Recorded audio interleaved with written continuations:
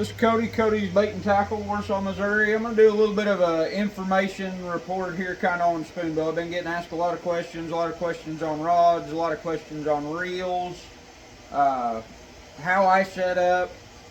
I do run Dipsy divers. Everybody's always curious about how to set them up that haven't done it.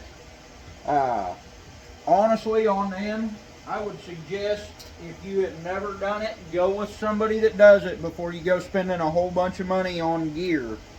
You might like it, you might not. A lot of people don't like to eat spoonbill. They just want to do it for the fun of it. It's a whole lot of money to get invested in to do it right. You can buy some clip-on line counters. I think they run $12 to $15 a piece, something like that. If you're going to invest in line counter reels, you're looking anywhere from about $90 up to $220, $230 for a decent one.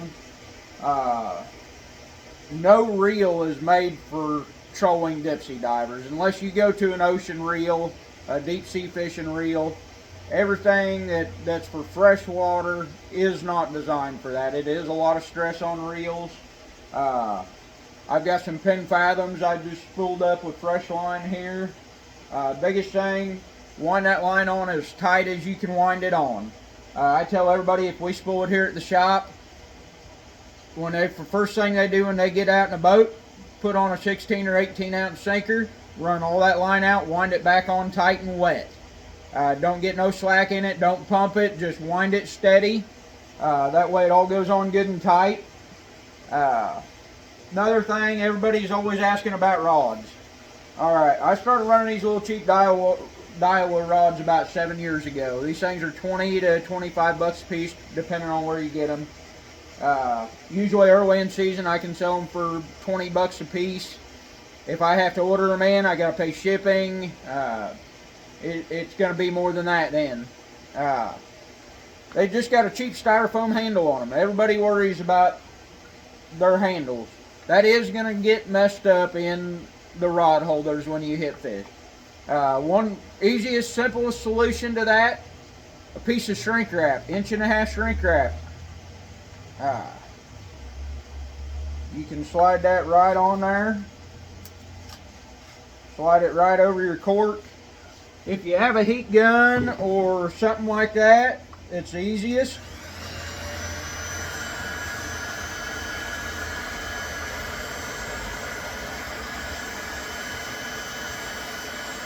You can see that already shrinking up there. It don't take much.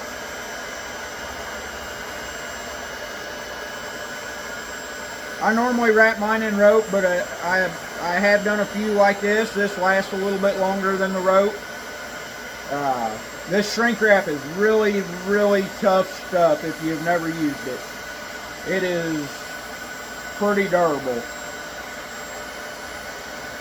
And it's pretty cheap too. I mean, you can buy it on Amazon.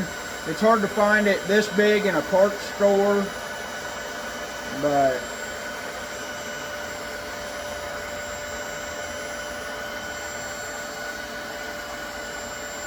and that 1.5 inch will pretty much fit over any rod butt.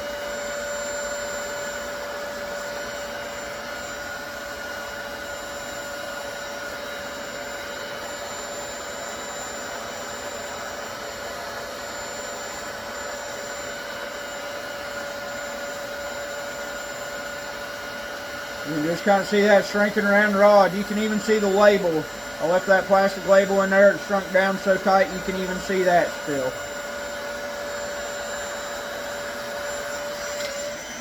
That right there is your simplest way to make a rod butt more durable. That stuff's real tough. It'll last a long time in rod holders. I'll set that off to the side here. I'm going to show you another way real quick. This is what I normally do. It looks nice.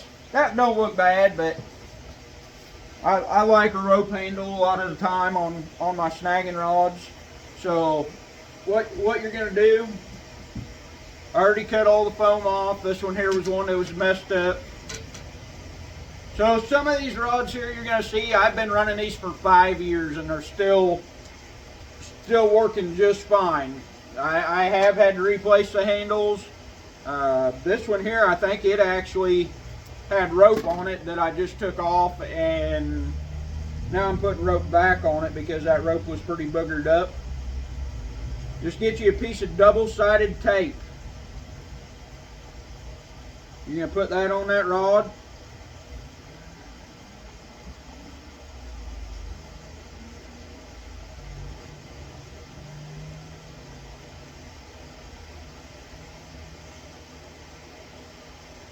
See if I can see to get the backing off of it here.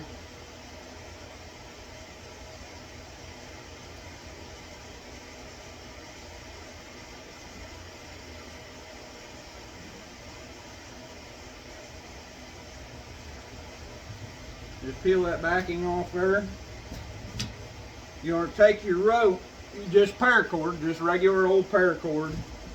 And you can buy it in all different colors, make them rod butts pretty if you want to. I'm just using black and white. I take that rope, put a little piece right along the edge of your tape, running up and down. Then you're just gonna go right, start going around the rod, put it as tight as you can put it over the top of that.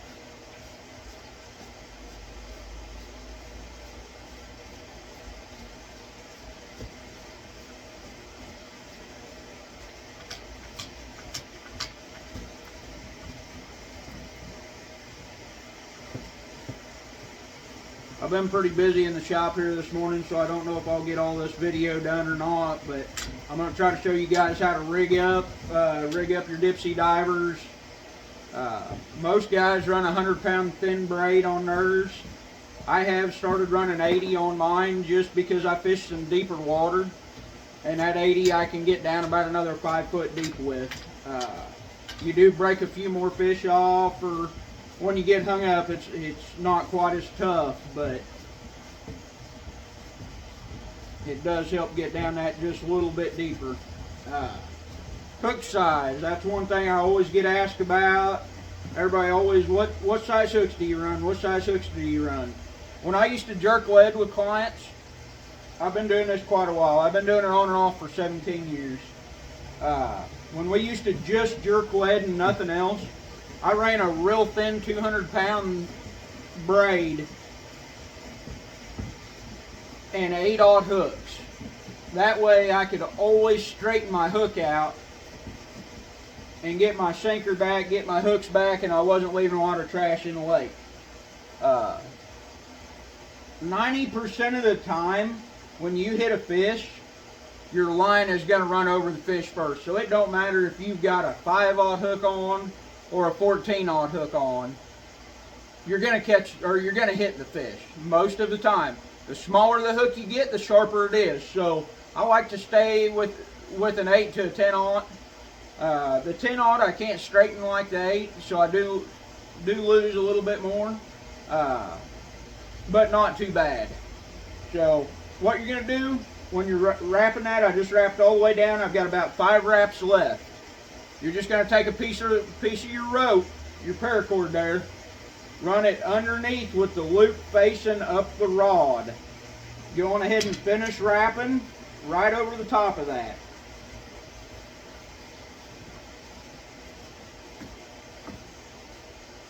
I've had some customers here the last little bit, and I don't know if I got everything I need right here, but we'll find out. What you're going to do is just cut that off when you get up to your reel seat. Run the end of your paracord through the loop you put in there. Then you're just going to pull that end right underneath there. Twist it, make sure it's good and tight. Cut that off just out a little bit from where it was. See how I cut that off just right there, left a little bit sticking out. Just heat that up with a lighter there, melt it all the way down to where it gets to the in between there, and just take the end of your lighter, smash it down. Won't come undone then. There's your nice looking rod butt handle. That will be good and durable and rod holder. I catch usually between 700 and 750 spoonbill a year in the 45 days of season. This here will last me the whole season. The rope I cut off this had actually been on there for 2 years, so it lasted me 2 seasons before it finally wore through. That's a lot of fish, you guys. So, that's that. Now on the Dipsy divers. You can buy cheap ones, you can buy the square ones, you can buy the spoony divers. They're all a little bit different. I run the actual Dipsy brand. That's what we sell in our shop. That's what I recommend. Every single one of these you take out of the package runs exactly the same. You don't have to do nothing to it. All you do, take it out of there, tighten down this set screw. You want to tighten that just to where it'll trip. Just like that. This is your direction. That's right. That'll point it out to the right of the boat. Left will point it out to the left of the boat. Now, if you set that all the way out there on 3, you're not going to be getting very deep. Your line's going to be straight out to the side of the boat, just about. You're going to be snagging on everybody you go by. I do get hung up with people a lot. I usually set mine on like 1 if I'm going to point it out to the side. That way I'm still more straight down. Some guys will point them way out, and you do get hung up with them. That's the biggest issue with Dipsy divers when you point them out to the side, is you're hanging up on your neighbors that you're passing. I'll show you guys real quick how I rig that up.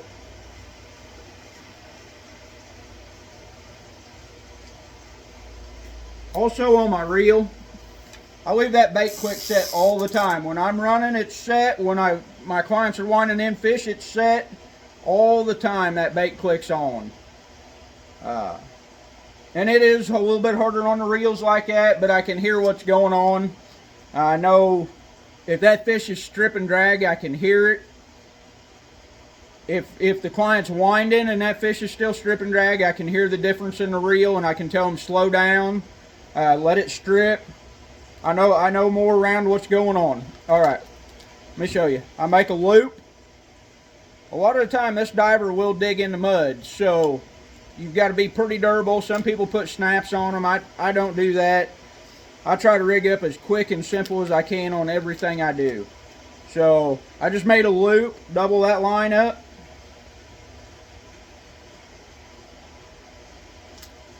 Basically any fishing knot you can tie with the line doubled is going to make that a lot more durable. Going to make it to where it don't wear through as fast.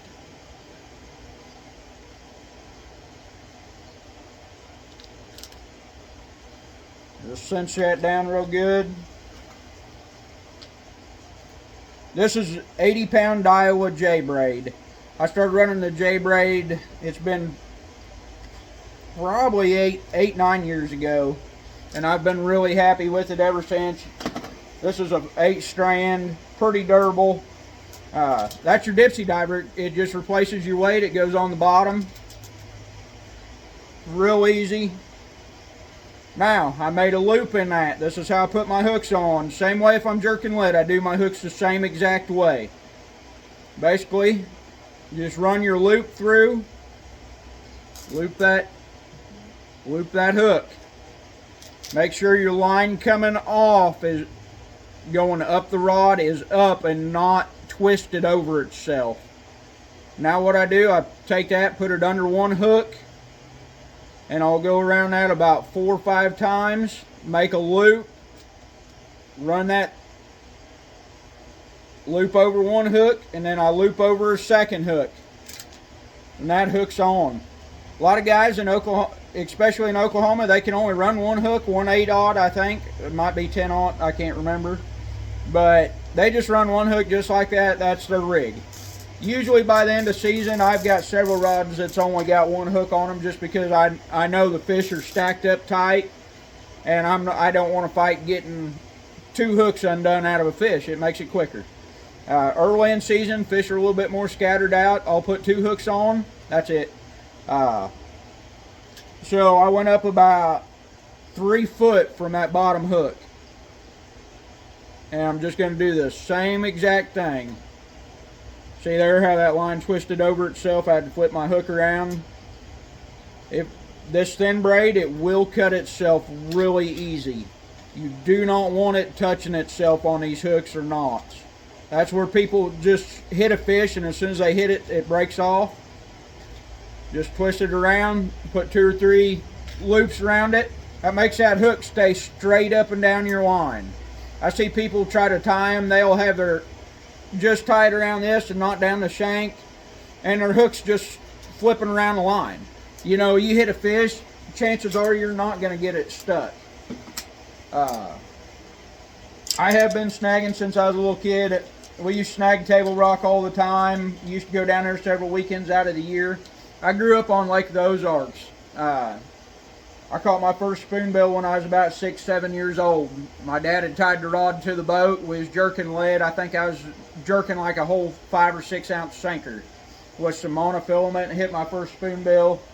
That was a long time ago. It takes time to learn. That's what I was saying at the first of this video. If you haven't done it, go with somebody that's done it. It's too late right now to get in with a guide. Season starts tomorrow. 90% of your guides are going to be booked solid. Especially your reputable guides, the guides that do it every year, the guides that do it for a living. They're going to be booked up. Some of them you can get in with next year. You can watch all of our Facebook pages. If we get a cancellation, we post it. You got Chad Short, Jeremy Ransom. You've got all the St. Louis catfishing guys. There's all kinds of spoonbill guides out there that are good, that do it every year. Run divers, you can learn from them. Just asking isn't going to show you how to do it. You'll tear up more gear, you'll tear stuff up, you'll lose gear, you'll get frustrated, you'll lose a lot of money quick. Basically, that's about all I can say. People come in the shop every day, and I tell them, when they're trying to get set up, I tell them, just go with somebody that's done it before you go spending a bunch of money, which I sell everything to do it. I want to sell that stuff. But I want to be honest with people too, and tell them, don't just go blow $1,000 if you don't know if you're going to like it or not. Some of us, we will try to run some extra trips of an evening, so you can get a hold of us. That'll mainly be towards the end of season when the fish get a little bit stacked up better. We'll get in some extra trips. Early season's usually good. We might get in some extra trips early season. Just watch, keep track of us. That's really about all I got for you guys. If you got any more questions, any one of us guides will probably try to help you out. There might be a few that won't, but most of us can share information. We're not going to tell you right where to go fishing. As far as on Truman and Lake of the Ozarks right now, I've been all over both of them. There's fish scattered all over. There's a lot of resident fish that have stayed up this year. Up in the river, up towards Osceola and up above there, there's a lot of resident fish. Them fish will always get knocked out your first week. Them fish will scatter out, and then you got to wait on your new fish to move up. Below the 65 bridge, all the holes below the 65 bridge are holding a lot of fish right now, but they're resident fish. We see this every year. This year I think there is more than normal. Don't know why, but there's a lot of fish that are up right now. The first few days is going to be really good up closer towards 65 bridge, and from Osceola up it looks like. So if you're going early, that might give you an idea where to hit the fish downriver. There's a few pretty good pods downriver, but they're pretty scattered out still. They haven't really started drooping up to make their run upriver yet. That's about all I got for you guys. Hopefully this video helped you out a little bit, showed some good information. So have a good one, y'all, and take care and good luck this season.